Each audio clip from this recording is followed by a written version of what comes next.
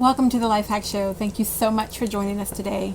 LifeHack was created to help all of us navigate this thing called adulting because we've been bamboozled to believe that we should just have the process of adulting under control, when in reality, we are all just trying to make it make sense one day and one moment at a time. I always appreciate the time that you choose to spend with us. Today we're going to discuss how we can use exercises that can clarify our purpose and our vision just in our general life and sometimes in our business. Whether it's the beginning of the month, you're halfway through, the beginning of the week, it does not matter. If you want this to be your best year ever, we're going to have to take some time and really clarify our purpose and our vision. Clear purpose and vision are the keys to giving us a focus and a direction. Unfortunately, that's something that is all too often lacking from a lot of our personal lives and our development. What we need to do is really simple, but it may challenge us if we've never taken this step before.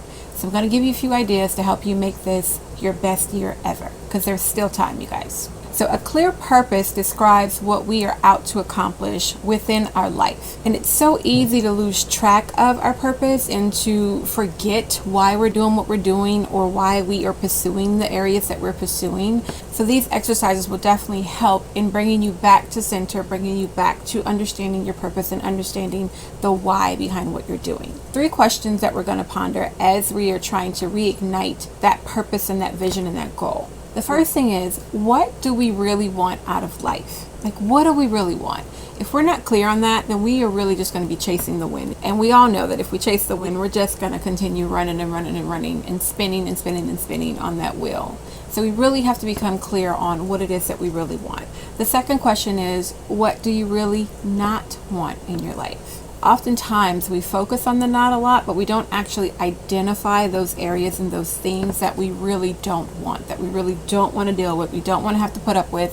And because we're not identifying those things, we are dealing with those nots by default. So let's go ahead and get really clear on what it is that we don't want in our life. And then the third question we're going to ask is, what would you be willing to give up in order to live the life you want? You know, if our current thinking, current circumstances, current behaviors would produce the results that we wanted, if we were already at where we wanted to be in life and we could already answer the question of what we really wanted out of life and it matched what your life is now, then you wouldn't have to give up something. You wouldn't have to think about what you have to let go of, or what thoughts, behaviors, attitudes, ideas, places, people, just whatever it is we're doing in our life that does not match what it is that we're looking to get.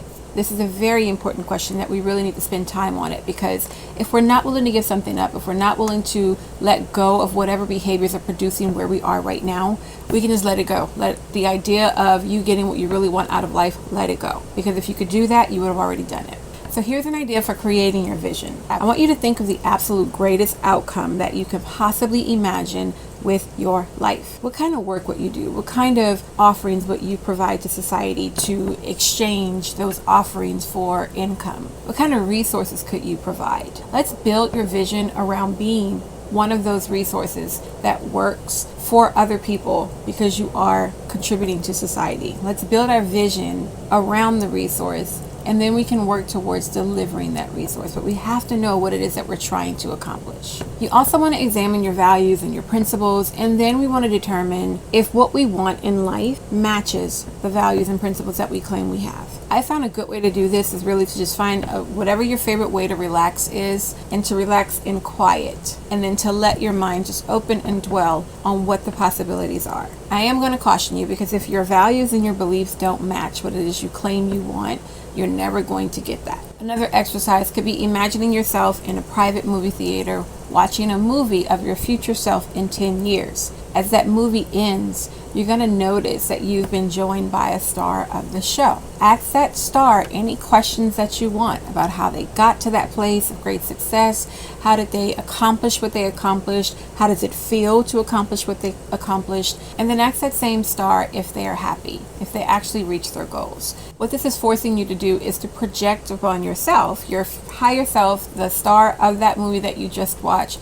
You're asking yourself to figure out, is this what I really want? And if it is what I want, let me go ahead and imagine what it feels like. Let me go ahead and imagine what effort it took. Let me go ahead and imagine what skills that I needed to develop. I do have to let you know that this is probably going to feel very silly to you at first if you're not used to doing this, but I promise you, if you open your mind up to accepting that this visioning process actually works, you'll be amazed at the answers that are going to emerge.